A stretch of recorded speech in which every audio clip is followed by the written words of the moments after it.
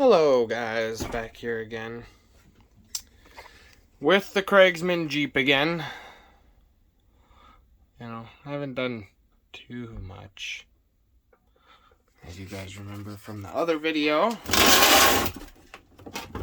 I didn't quite get to put the motor back in place yet, but that's a new motor, new shifting servo, so we shouldn't have that annoying sound anymore when we turn the truck on.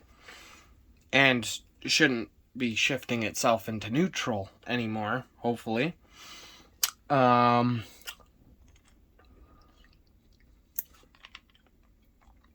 and dealt with that wiring issue for the old plug that was just twisted with electrical tape and a zip tie around them. That's jank, but that's gone now. All this stuff is garbage. This is the shift servo, all the gears on the inside, and the electronic board is messed up. It's just garbage. And the motor, I actually looked in here. I don't know if you guys will be able to see it. Oh yeah, look. And that, you see that piece of metal that's there? That's not supposed to be there. It broke off from the inside of the motor. Because you can see that one on the left side is good. The one on the right side broke off. That's why this motor stopped working. So there's that. So there's the update. So I'm gonna try to put all this magical stuff back together and possibly see if we can take her for a little test drive and make sure everything's working properly. I'll be right back with you guys. So just to let you guys know, obviously as you can tell, I've decided to put in a proper spur gear in here because this is from a Traxxas Slash. It does not belong in here. But I have a steel one somewhere. I'll get right back with you guys soon. Alright, well, I don't know how many teeth this spur gear is, but I'm assuming it should fit right on there like a big boy. And that should fit a heck of a lot better. And look a heck of a lot better than this plastic Traxxas one. So, throw that in the corner full of junk that come after this. Yeah. This should be nice. Oh, I gotta redo all the wiring. Like, reroute it, tidy it up, and stuff like that. But I'll be right back after mounting the spur gear. Which I think I might have to re-shim that. Maybe. I don't know. I'll start recording after I figure all this stuff out again. And then I'll show you that. Put it all back together. And then I'll show you what the wiring looks like before I clean it up. And then after I clean it up. Just so that way you guys know. Alright, I'll be right back. Okay, guys.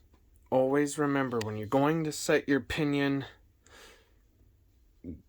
spacing, make sure you always use a piece of paper. Always gives you the appropriate spacing, so that way you don't strip anything out. Works amazing. Been doing it for years. Okay, I'll tighten this all down, get the cover on, and we'll start trying to work on the wiring, I guess. And voila, just like movie magic, it's all done. Woohoo! Servo's hooked back up again. Looking purty. And now it's time to deal with all this nasty wiring. My gosh, dude. Wow. There's just wires everywhere. Oh my gosh. This is ridiculous. And apparently, so there is something wrong with the rear diff. I don't know what it is, but this diff does not lock.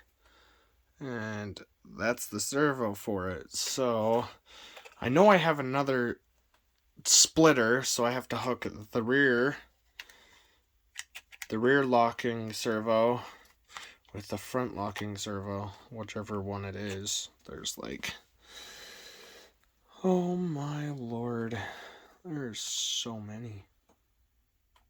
But there's the new servo. Oh, she's beautiful.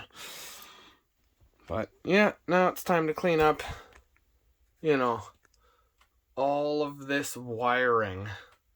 There's a lot of wiring to clean up. Look at it. So much. Well, I guess I'll stop procrastinating and actually do it. Oh, God, this is going to be fun. But at least it's going to be simple and easy for you guys. I'm going to use, little zip ties to put her all back together. And nice and neat. Just the way Daddy likey. Be right back.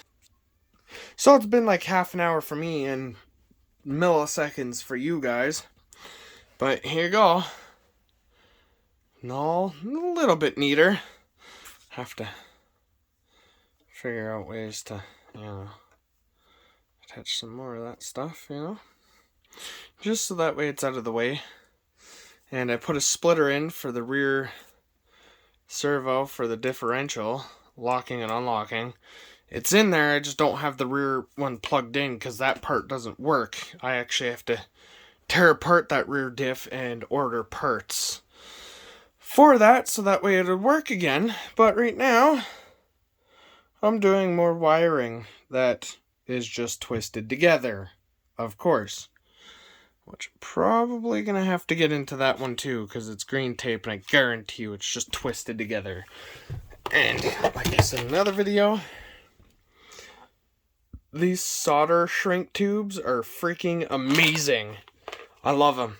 I love using these things. Make wiring stuff like this, the tiny stuff, so much freaking easier. So much easier. I love this stuff. But anyways, so basically what I'm doing is I'm taking off this end and I'm putting on wherever I put it to connect into the red one there. And then that way I have another splitter, and that would probably be used for some more lights or something. I don't know. Something else. But, so that's what I have so far, and I'll get back working on it again. See you guys shortly. Oh gosh, guys. Okay, so